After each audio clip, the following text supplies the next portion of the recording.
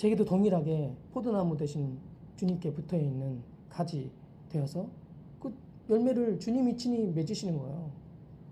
노력하고 애쓰고 할 필요가 없는 저절로 삶이 사라진다는 거죠. 그 전에 저의 삶은 저절로 사라지는 거 아니야. 복음 만나서 저절로 사라질 줄 알아? 저절로 안 사라져. 복음 만나면 네가 의지를 써서 이렇게 해야 돼. 이렇게 말했거든요. 그렇게 들었고 그런 삶을 살았어요. 복음 받고 나서 또 내가 내 의지를 살아서 내 의지를 진리에 들여서 진리를 결론 삼아서 이렇게 사는 이런 삶을 사는 것으로 배웠고 거기서 그 삶 안에서도 누려지는 어느 정도의 누려지는 것이 있었어요. 그런데 그 삶 자체가 구약적 삶이라는 거죠. 그런데 지금 저는 성령이 내 안에 내주어 하셔서 내가 의지를 내가 써야 돼. 내 의지라고 하는 것은 그것도 나은 거예요. 내 의지를 내가 쓰는 거예요. 그것도 자아생명 겉사람인 거예요. 그런데 의지를 내가 쓰는 게 아니라 생각과 의지와 이 감정, 이 모든 것을 성령이 지배하셔서 그런 나를 저절로 사라지게 하는 거예요. 저절로. 그 삶을 살아가게 하시는 축복을 누리게 하고 계시고 또 그러니까 모든 나도 드러나는 거 있잖아요. 옛사람에 속한 이런 반응들과 감정과 이런 게 있잖아요. 근데 진리에 비춰지니까 그것이 아무런 상관이 비춰지는 것마다 다 빛이야. 아무런 상관이 없어요. 비춰지면 바로 그냥 사라지는 거예요. 그게. 그런 자유, 해방 이런 것을 누리며 살게 해주시는 이런 걸음을 걷게 하여 주고 계시는데 저와 동일한 삶을 사시는 분들이 얼마나 많을까.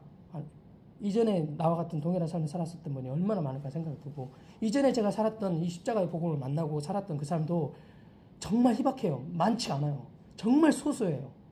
그런데 거기서 더 나아가서 이 저절로 사라지는 이 삶이 무엇인지 아는 이 사람은 더 적다는 생각이 들거든요. 그러니까 얼마나 적겠냐는 거예요.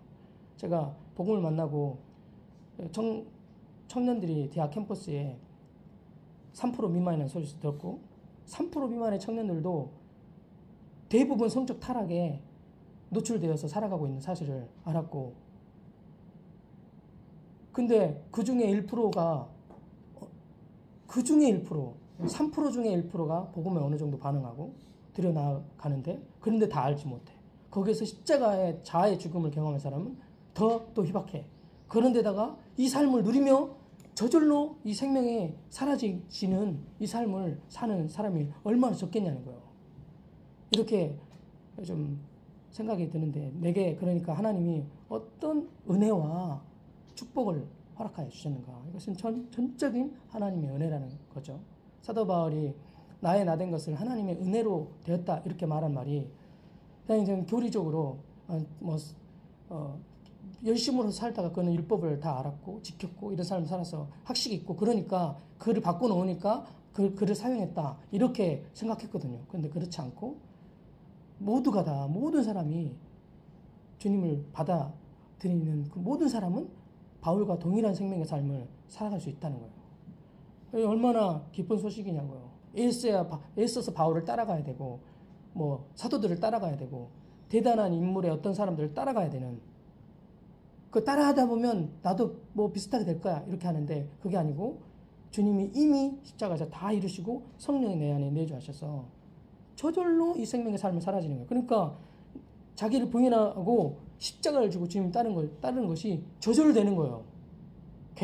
괴롭게 내가 했어서 따라가는 게 아니라 이게 저절로 사라지는 생명이라는 거죠. 그 어린 양을 따르는 그런 생명이 되게 하신 그 주의 이름을 찬양합니다.